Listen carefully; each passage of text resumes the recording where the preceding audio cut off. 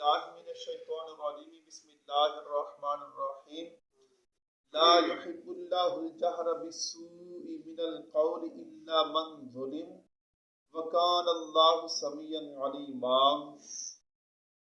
بری بات کا اعلان کرنا اللہ پاک پسند نہیں کرتا مگر مظلوم سے، اور اللہ سننے والا جاننے والا ہے۔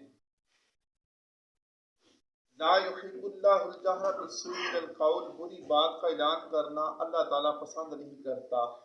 ایک قول یہ ہے کہ بری بات کے اعلان سے مراد کسی کے پوشیدہ معاملات کو ظاہر کرنا، جیسے کسی کی غیبت کرنا یا کسی کی چغلی کرنا، کھانا وغیرہ وغیرہ۔ یعنی اللہ پاک اس بات کو پسند نہیں فرماتا کہ کوئی شخص کسی کے پوشیدہ معاملات کو ظاہر کرے۔ دوسرا قول یہ ہے کہ بری بات کے اعلان سے مراد گالی دینا مراد ہے۔ یعنی اللہ پاک اس بات کو پسند نہیں کرتا کہ کوئی کسی کو گالی گلوچ دے۔ گالی دینا گناہ اور مسلمانوں کی شان سے بعید یعنی کہ دور ہے۔ اس بارے میں 3 احادیث بینات ملاحظہ فرمائیے گا۔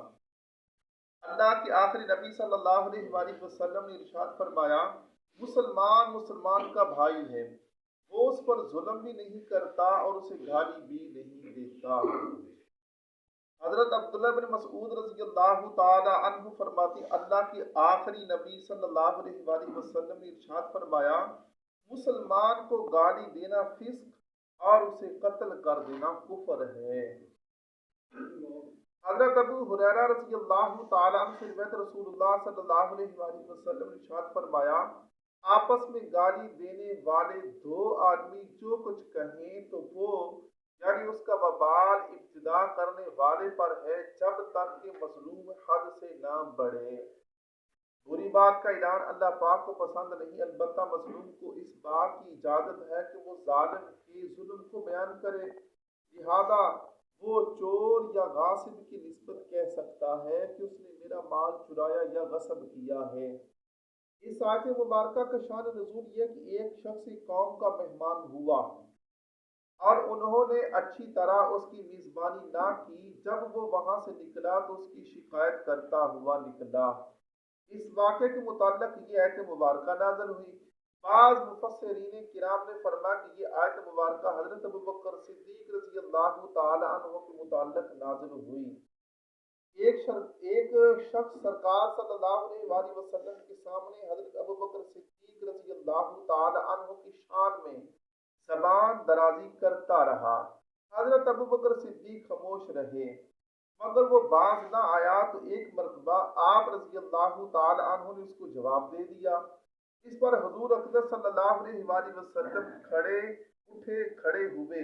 حضرت ابوبکر صدیق رضی اللہ تعالی عنہ نے عرض کی، یا رسول اللہ صلی اللہ علیہ وآلہ وسلم، یہ شخص مجھے برا بھلا کہتا رہا تو حضور صلی اللہ علیہ وآلہ وسلم نے کچھ نہ فرمایا، اور میں نے ایک مرتبہ جواب دیا اور آپ اٹھ کر کھڑے ہو گئے۔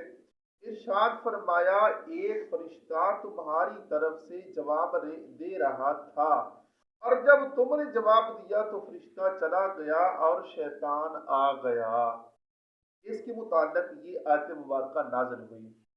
پہلے یعنی مہمان نوازی والے شان نزول کو لیں تو اس سے ان لوگوں کو عبرت حاصل کرنی چاہیے جو میزبان کے مہمان نوازی سے خوش نہیں ہوتے، اگرچہ گھر والے نے کتنی ہی تنگی سے کھانے کا اہتمام کیا ہو۔ خصوصاً رشتہ داروں میں اور بالخصوص سسرالی رشتہ داروں میں مہمان نوازی پر شکوہ شکایت عام ہے۔ ایک کھانا بنایا تو اعتراض کہ 2 کیوں نہیں بنائے، 2 بنائے تو اعتراض کہ 3 کیوں نہیں بنائے، نمکین بنایا تو اعتراض کہ میٹھا کیوں نہیں بنایا، میٹھا بنایا تو اعتراض کہ فلاں میٹھا کیوں نہیں بنایا۔ الغرض بہت سارے مہمان ظلم زیادتی اظہار آسانی سے باز نہیں آتے، اور ایسے رشتہ داروں کو دیکھ کر گھر والوں کی طبیعت خراب ہونا شروع ہو جاتی ہے۔ حدیث پاک میں مہمان کو حکم دیا گیا ہے کہ کسی مسلمان شخص کے لیے حلال نہیں کہ وہ اپنے مسلمان بھائی کے پاس اتنا عرصہ ٹھہرے کہ اسے گناہ میں مبتلا کر دے۔ صحابہ کرام نے عرض کی، یا رسول اللہ صلی اللہ علیہ وآلہ وسلم، وہ اسے گناہ میں کیسے مبتلا کرے گا؟ ارشاد فرمایا وہ اپنے بھائی کے پاس ٹھہرا ہوگا اور حال یہ ہوگا کہ اس کے پاس کوئی ایسی چیز نہ ہوگی جس سے وہ اس کی مہمان نوازی کرے۔ دعا ہے اللہ تعالیٰ بھی ہمیں اسی طرح گالی گلوچ اور بری باتوں سے بچنے کی توفیق عطا فرمائے، مہمان نوازی کرنے کی توفیق عطا فرمائے۔ آمین۔